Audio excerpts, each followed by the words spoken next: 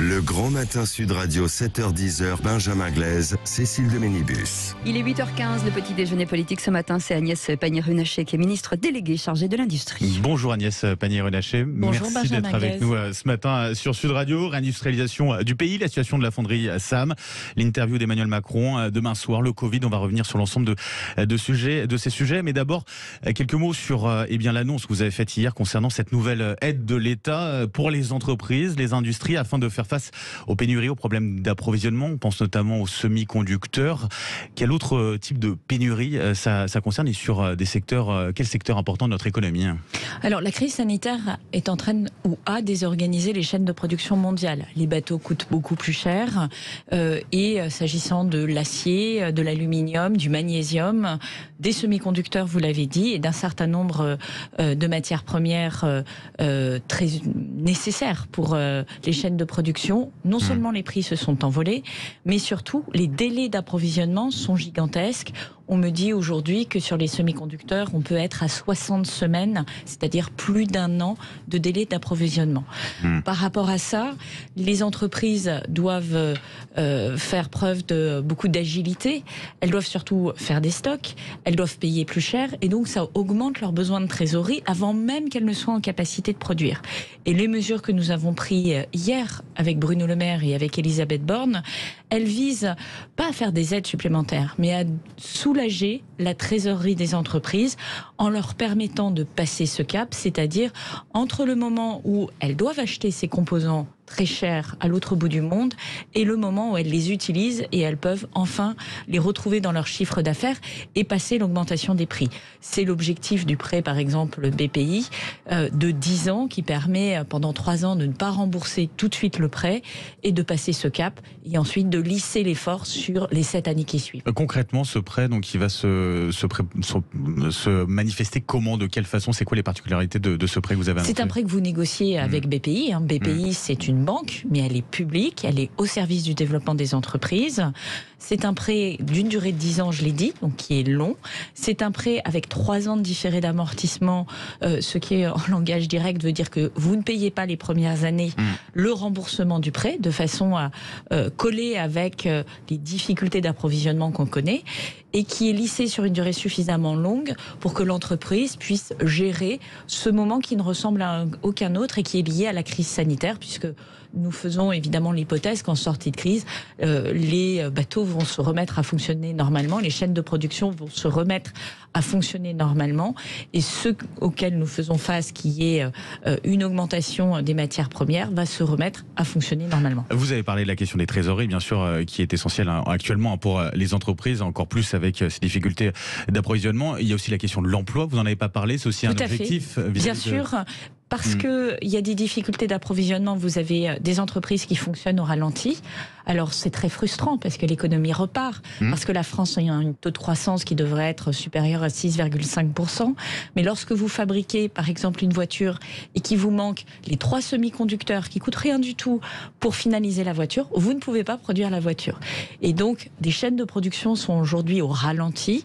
Et pour ne pas là aussi créer du chômage indu, puisqu'il y a les commandes, il y a la capacité à produire, il y a les salariés, nous mettons en place le financement de l'activité partielle, comme nous l'avions fait, ou le chômage partiel, comme nous l'avions fait pendant le confinement, pour permettre aux gens de continuer à rester dans l'entreprise et de là aussi passer ce moment très particulier de tension sur les approvisionnements. Ça veut dire, alors, il y a certains secteurs où ça repart vraiment, où on cherche justement à embaucher, où on a du mal à embaucher, et pourtant il y a encore un certain nombre d'aides qui sont en place. L'industrie, elle n'est pas encore totalement remise sur pied.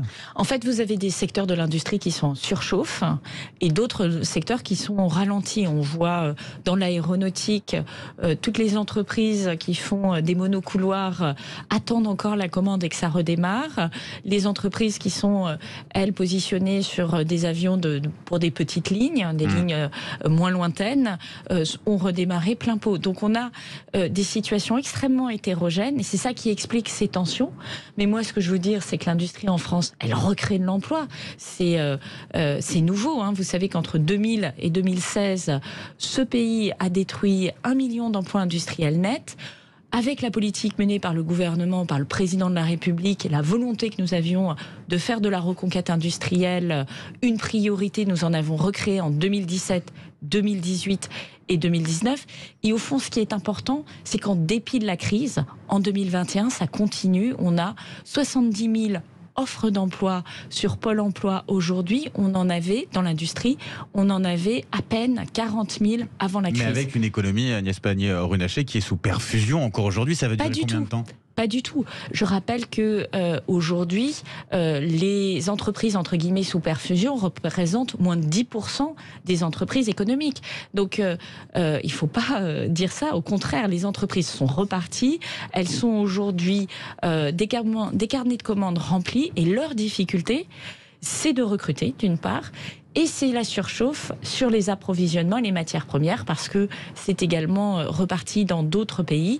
Et comme le virus continue à circuler, on a ces difficultés dans des pays qui ferment des usines le temps que le virus passe et qui réouvrent. Et tout ça induit plus d'argent, enfin plus de coûts. Ça veut dire qu'on envisage en tout cas la fin du quoi qu'il en coûte. Là, on est clairement dans cette idée-là. On en est sorti depuis longtemps, le quoi qu'il en coûte. On en est sorti à la fin de l'année dernière. On est aujourd'hui sur du sur-mesure, c'est-à-dire que des entreprises qui ne peuvent pas travailler ou qui ont des grandes difficultés pour travailler, je pense à l'événementiel, je pense aux discothèques évidemment, qui elles sont interdites de travailler aujourd'hui, continuent à être accompagnées, mais toutes les autres entreprises, et ça représente l'essentiel de notre économie, fonctionnent et fonctionnent plutôt très bien. Encore une fois, le taux de croissance, il est le plus haut depuis 50 ans en France, plus de 6,5% en 2021. Le taux d'emploi, c'est-à-dire la proportion de la population en âge de travailler qui travaille, est le plus élevé depuis 50 ans. Ça n'était jamais arrivé depuis des années. Et le taux de chômage est au plus bas depuis 10 ans. Après, vous avez des entreprises qui se sentent lâchées. C'est le cas de la fonderie SAM. J'aimerais qu'on en parle, puisque l'ultime projet de reprise n'a pas été validé par Renault, qui touche pourtant des aides de l'État. Les lettres de licenciement sont arrivées, commencent à arriver, pour les plus de 330 salariés. Les propositions de Renault en termes de reclassement et de primes, elles étaient insuffisantes aujourd'hui ? Alors, d'abord, je veux dire que cette fermeture de sites, et il y en a encore sur le territoire, vous savez qu'il y a eu 2 fois plus d'ouvertures de sites industriels l'année dernière, en pleine crise, que de fermeture de sites industriels. Néanmoins, chaque fermeture de site industriel est un drame pour les salariés et pour le territoire. Et je veux redire aux salariés qu'on sera à leur côté. Et on est à leur côté. La situation de SAM, elle est un peu particulière. C'est une entreprise qui a été 2 fois en redressement judiciaire, en 2017 et en 2019, dans lequel nous avons mis de l'argent pour permettre à l'exploitation de continuer, qui perdait beaucoup d'argent. C'est plus de 20 millions d'euros qui ont été mis pour la période de recherche de repreneurs. Et voilà, il y a quelques jours, il n'y avait pas de repreneur qui pouvait permettre à cette entreprise de continuer. C'est la situation que l'on constate. C'est extrêmement frustrant. Nous le vivons comme un échec, mais c'est la situation. Aujourd'hui, qu'est-ce que nous faisons ? D'abord, je demande à Renault de prendre toutes ses responsabilités. C'est le seul client de la SAM. Ils ont une responsabilité à l'égard des salariés. Ça veut dire quoi, prendre toutes ses responsabilités ? Alors, c'est plusieurs choses. C'est très concret. Poids du gouvernement là-dessus. C'est évidemment faire des propositions de reclassement. Mais on le sait, les sites de Renault sont assez éloignés de l'Aveyron. Oui. Donc, Renault va le faire, tout en sachant que pour beaucoup de salariés, ces propositions ne vont pas être acceptées. Il faut vraiment avoir envie de déménager pour accepter ces propositions. La deuxième chose, c'est de l'argent. Je veux dire, c'est d'avoir une contribution financière pour chacun des salariés pour leur permettre de rebondir professionnellement. La troisième chose, c'est ce que nous faisons aussi avec le fonds fonderie que nous avons mis en place, puisque cette situation, elle résulte aussi d'une transformation plus profonde de l'automobile. Les Français achètent plus de voitures électriques, c'est très bien, mais ça a une conséquence sur ceux qui produisent des pièces pour moteurs thermiques. Et donc, avec le fonds fonderie, nous accompagnons les entreprises, les sous-traitants qui sont en difficulté, et notamment pour reconvertir ou reclasser les salariés. Mais c'est par 15 000 Renault, euros. Il n'y a pas de pouvoir justement de la part du gouvernement de peser. Vous appelez à la responsabilité de Renault. Si, nous pesons sur l'accompagnement financier. Nous pesons évidemment sur les reclassements en sachant que c'est une possibilité, mais qui va conserver probablement un nombre mineur de personnes, parce que beaucoup de salariés souhaitent continuer à travailler dans leur territoire, et c'est parfaitement légitime, mais il faut le faire quand même, on ne peut pas injurier l'avenir. Nous allons également accompagner le reclassement des salariés. Par ailleurs, je précise une chose, Jean-Pierre Floris a été missionné, donc est un grand, je dirais, industriel qui a fait sa carrière notamment dans tout ce qui est Saint-Gobain, etc., et dans différents secteurs industriels, et à Decazeville aujourd'hui pour voir les salariés, pour travailler sur la réindustrialisation du site.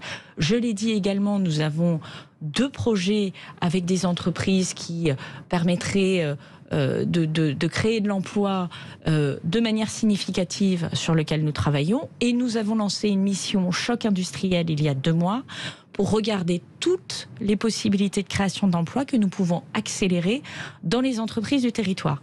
Tout cela doit déboucher au début de l'année avec des propositions pour le territoire pour faire en sorte d'avoir des emplois industriels sur lesquels les salariés puissent se repositionner. Est-ce que vous avez déjà au moins des débuts de pistes justement sur l'avenir du site ? Tout à fait. Mais nous avons des débuts de pistes. Moi, je ne fais pas des promesses en l'air. Et donc, j'attends d'avoir des choses en dur, des choses signées pour pouvoir les évoquer. En tout cas, vous avez des propos plutôt rassurants pour, justement pour le bassin d'emploi sur place. Vous savez, sur ces situations, on l'a vécu sur Bridgestone, on l'a vécu sur FVM, il y a un délai minimal pour retrouver des activités industrielles. Mais sur Bridgestone, nous en avons retrouvé. Sur FVM, qui est dans le Grand Est, nous en avons retrouvé et nous continuons à faire en sorte de recréer l'emploi industriel. Je ne dis pas que c'est facile. Je ne dis pas que c'est un combat gagné d'avance. Mais avec de la détermination politique, nous avons aujourd'hui renversé la vapeur en matière d'emploi industriel et nous créons plus d'emplois industriels que nous en détruisons. Et nous comptons bien continuer dans cette direction. Agnès Pannier-Runacher, sur autre sujet, mais il va peut-être en parler de l'industrie justement, Emmanuel Macron, avec l'interview donc demain soir sur LCI et TF1, interview qui a déjà été enregistrée mais qui sera diffusée demain soir. Il en parlera de l'industrie ? Écoutez, je ne vais pas préempter les propos du président de la République, mais c'est vrai que l'industrie est un sujet important. C'est un sujet sur lequel le mandat du président de la République a marqué une rupture. Une rupture avec 30 ans de capitulation industrielle. Et moi, j'entends aujourd'hui des candidats à la présidentielle qui ont le mot industrie plein la bouche, mais ils ont été aux affaires. Et qu'ont-ils fait ? Qu'a fait Madame Pécresse en 2008-2009 alors qu'elle était dans le gouvernement, et que ça correspond aux années où il y a eu le plus de destruction d'emplois industriels nets depuis 30 ans. 140 000 destructions d'emplois industriels nets en une seule année. Qu'a fait M. Montebourg, qui peut se targuer dans son passage au gouvernement d'avoir eu constamment des destructions d'emplois industriels nets. La réindustrialisation, il y a ceux qui en parlent, il y a ceux qui la font. Et nous l'avons fait concrètement aujourd'hui. Donc oui, je pense que le président de la République pourrait effectivement évoquer ce thème, mais il a un bilan qui appelle bien d'autres sujets aussi. Dans le bilan, il y a aussi des choses plus sombres, bien sûr, avec on sent une tension dans la société française. Ça soit avec, on a connu dans ce quinquennat quand même pas mal de crises. On pense bien sûr aux gilets jaunes, on pense aux désaccords plus récents sur la politique sanitaire, l'abstention aussi, au vote à l'extrême droite, au-delà de 30%. Finalement, est-ce qu'il n'y a pas aussi beaucoup plus de tension dans la société actuelle aujourd'hui ? Je crois qu'il faut se rappeler de la situation dans laquelle on était en 2017. En 2017, on a tendance à oublier que le vote à l'extrême droite représentait à peu près la même proportion qu'aujourd'hui. Cette situation, elle est le propre de beaucoup de démocraties qui se sont retrouvées confrontées à une globalisation qui a fait perdre pied à un certain nombre de territoires, dans lequel, je parlais de désindustrialisation, dans lequel des usines ont fermé, dans lequel des gens se sont retrouvés abandonnés, et dans lequel ces gens-là ont considéré, et probablement de manière assez légitime, que c'était inacceptable, et qu'ils ne se retrouvaient pas représentés convenablement politiquement. Et si depuis 4 ans, nous menons ce combat de la réindustrialisation, et je veux juste te dire un truc, regardez la carte de la désindustrialisation et la carte de la montée de l'abstention. Elles sont quasiment les mêmes. c'est pas une question d'immigration. Vous avez évidemment des tensions sur ce sujet, mais c'est pas la question première que nous disent les gens sur les territoires. Mais alors pourquoi les gens nous disent, moi je veux vivre au pays et je veux avoir un emploi. Pourquoi il a choisi demain soir du coup pour cette intervention, Emmanuel Macron? Parce que c'est vrai que c'est plutôt surprenant. On attend qu'il soit candidat finalement. A priori, ce ne sera pas le cas. Il l'annoncera pas demain. Il faudra encore attendre. Demain soir, on devait avoir Valérie Pécresse en interview sur une chaîne concurrente, sur BFM. Finalement, c'est reporté. Ce choix de la date, il interpelle quand même. Il surprend. Est-ce que c'est une façon aussi de faire face à Valérie Pécresse? Parce qu'on a un petit peu peur justement de l'avoir montée comme ça dans les sondages. Écoutez, non, je pense que le président de la République a pris la parole un certain nombre de fois. Nous sommes un pays qui traverse des crises sans égale. La crise sanitaire, c'est pas un fait de société, c'est un fait exogène qui touche l'ensemble de la planète et qui a des conséquences économique, sociale et sanitaire qui appelle à avoir un capitaine à la tête du bateau. Et que ce capitaine à la tête du bateau donne la direction et explique où il compte aller et prenne en compte les besoins des Français, les besoins de protection, les besoins d'ambition aussi des Français, ça me paraît une très bonne chose. Donc et cela il ne sera pas en campagne demain soir. Vous le savez, on va travailler jusqu'à la dernière minute. Le fait que nous soyons aujourd'hui en action sur le volet économique avec les résultats qu'on connaît, sur le volet social, parce qu'il faut accompagner un certain nombre de personnes qui ont été malgré tout victimes de la crise et pour lesquelles des dispositifs classiques de droit commun ne fonctionnent pas. Comment on fait? On est dessus, évidemment. Je pense beaucoup aux étudiants, par exemple, à tout ce que nous déployons pour essayer de faire en sorte que leur scolarité se passe de la manière la meilleure possible, avec le plus d'interactions sociales possible. Enfin, vous avez un impact psychologique aussi de cette crise. Nous ne voulons pas qu'il y ait une génération sacrifiée. Justement, donc oui, passons à cette nous crise. travaillons, nous sommes à la manœuvre et le président de la République tient la barre et c'est très bien comme ça. Juste sur cette crise sanitaire et sur le Covid, j'aimerais qu'on en parle aussi, c'est important, Agnès Pannier-Runacher, sur ce variant Omicron avec le premier décès officiel au Royaume-Uni. Pour ce qui est des doses de rappel, déjà, est-ce qu'on a les commandes, est-ce qu'elles ont été faites? Est-ce qu'on a suffisamment de troisième dose là aujourd'hui? Alors, oui, nous avons des stocks à hauteur de 27 millions de doses. Nous avons des livraisons à hauteur de 15 millions de doses par mois en janvier et en février. Et je me suis assurée, et ça date du mois de mai, à ce que nous ayons, dans le cadre européen, des commandes de 67 millions de doses en 2022 et en 2023. Ça ne veut pas dire que toutes ces doses seront in fine utilisées pour des Français. Ça veut dire que, quoi qu'il arrive, nous avons la capacité à vacciner les Français. C'est comme ça que nous l'avons conçu. Donc aujourd'hui, nous avons ces doses. Vous avez des laboratoires comme Valneva et comme Sanofi qui arrivent au bout de leur étude clinique. Laboratoire franco-autrichien, il faut le dire, Valneva. Donc Valneva, franco-autrichien, suédois, c'est trois Européens. Oui, tout à fait. Et Sanofi, qui arrivent au terme de leurs tests et qui eux-mêmes vont donner une capacité additionnelle à vacciner. Donc nous n'avons pas de problème de nombre de doses aujourd'hui. Les chaînes de production que nous avons mis en place l'année dernière fonctionnent et fonctionnent très bien. Dernière question très rapidement, puisque le temps passe très vite. Sur cette troisième dose, on avait un auditeur qui nous rappelait, moi j'étais vacciné au Pfizer, maintenant la troisième dose c'est Moderna. Pour quelle raison? Est-ce que c'est inquiétant ou pas? On rappelle que ça avait été déconseillé pour les moins de 30 ans. Alors non, ce n'est pas inquiétant. Je rappelle que le vaccin Moderna a reçu une autorisation de mise sur le marché, que c'est un vaccin qui est sûr et que c'est un vaccin qui est extrêmement efficace, comme le vaccin Pfizer. Et en fait, je trouve un peu troublant aujourd'hui que nous soyons tous à nous préoccuper de quelle marque est notre vaccin, alors que collectivement, personne ne se préoccupe de savoir quel est le laboratoire qui a fabriqué sa dose de grippe. C'est à peu près les mêmes temps de développement, puisque c'est des souches qui sont faites d'une année sur l'autre, où personne se préoccupe de savoir si sa dose de rappel d'étécoque polio était la même que celle de la fois précédente. Donc à un moment, il faut revenir aux fondamentaux. Vous avez des médecins, ils sont présents dans les centres de vaccination.